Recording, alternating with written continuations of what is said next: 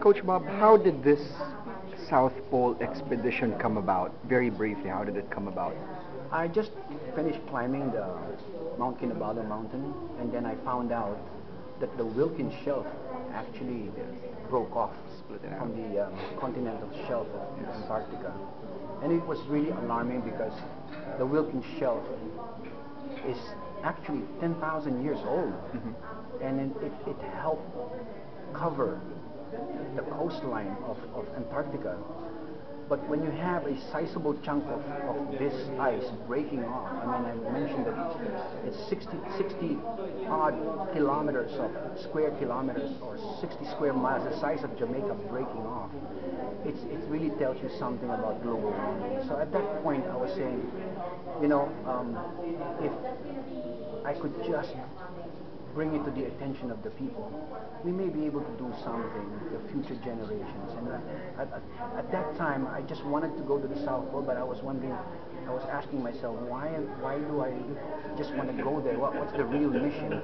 So, and I was saying, as somebody that loves the environment, I can just say, I'm really praying that it doesn't go in that direction. And that triggered something in my mind. I was saying, well, why not go there with just a prayer petition? So as early as last year, I decided I will go.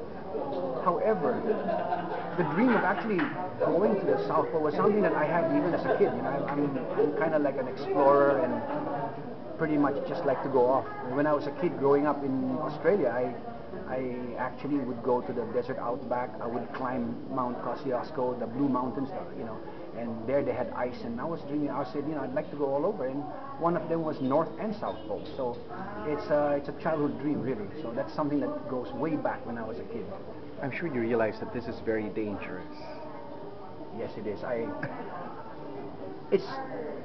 I weighed all the risk, but technically speaking, let me explain. From the time Scott and Amundsen, about 110 years ago, attempted to go there without all the high-tech stuff, Amundsen made it, but Scott didn't. Yeah. But from then onwards, nobody went to the South Pole until about the 50s. And from the 50s until now, only 500 are documented to actually have gone to the South Pole and back. But the latest equipment actually cuts down on a lot of risk, which means you have the high-tech GPS, you have magnetic South Poles, you have the technology of thermal clothing, stuff that helps make it easier. It's no longer that heavy and that cumbersome. The high-tech equipment that I'll be bringing actually makes me, it's just like ordinary clothes, no? Except that I'll be wearing a helmet.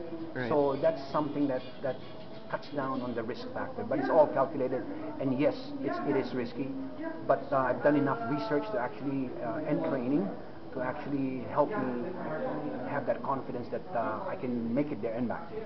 When I walked in, you were telling that story about how before you went to Mount Kinabalu with someone. Yes.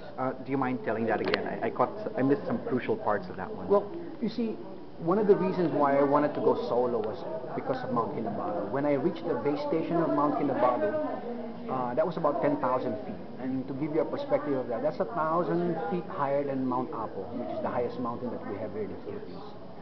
From the base camp to the actual summit of Kinabalu is just another mile up.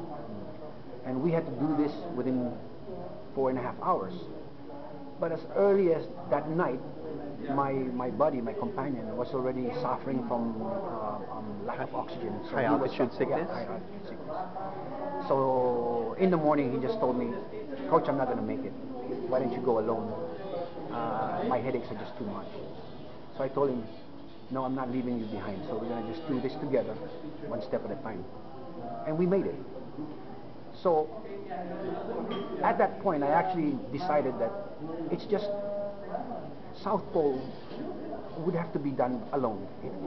With a team to break the world record, it's just going to be too risky and too difficult. So the kind of conditioning that I'm doing, I've been doing it since last year. Anybody that tells me that they'd like to go and actually do 1,170 kilometers in the South Pole, I would say that it's possible if you prepare a year in advance. But anything less than that, without any proper cold weather training, it's it's actually survival training. So it's not going to work. It'll be just too dangerous. Coach, you're also doing this to call attention to global warming, the effects of global warming. Yes. Do you feel that we're not doing enough here in this country? Well, I think the Philippines, who is not really one of the biggest Producers of contributors of carbon emissions, actually cannot do anything. Global warming, as I mentioned earlier, is actually an antithesis of capitalism. There's just no way around it. Yes. But global warming in itself is a good thing because it triggered a universal awareness. The whole planet is now knowing about it. And it's an invitation, really, I believe, from God to come together and do something collectively. Mankind being aware and doing something, all collectively contributing to somehow making the future generations of families in the planet Earth safer. But isn't it sad that we may not produce the most number of carbon emissions, but we're going to be one of the worst hit countries because of global warming? It's so dramatic that I made mention earlier that a worst case scenario, let's say down the line, 2 years down the line, the ice was to melt,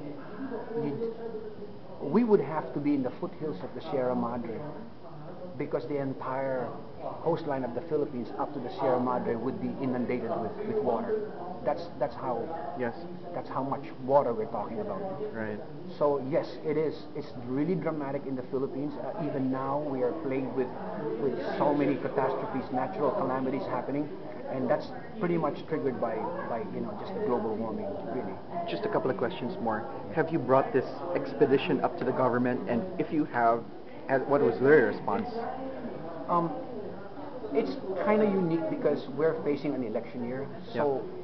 It's pretty difficult to talk to anybody at this time because they're all busy, and at the same time we really don't know the direction of as far as leadership is concerned. So no, we've not actually spoken to them, and we hope that by May 23, when we launch publicly the marathon, the Okay inaugural run plus the benefit concert, we hope that by then the new government would be aware and that they would join us and actually endorse this project for the country as a whole to participate. All right. When do you depart for New Zealand for the continuance of your training? July is actually high winter for New Zealand. So I hope to be there by August, latest September, and from there I go directly to Chile. So I'll be training for about 2 months in New Zealand. So my window is August, September. You mentioned earlier that this is, even a solo expedition, it's still very expensive. Who's bankrolling this, if you don't mind? We can make mention of them. Yes. Right now, the ones that actually gave me money is iRemit, and Discovery has supported us. And then actually, at this point in time, it's all out-of-pocket investment. So we hope that with many events to support this project, we'll be able to raise some kind of funding for it. Okay.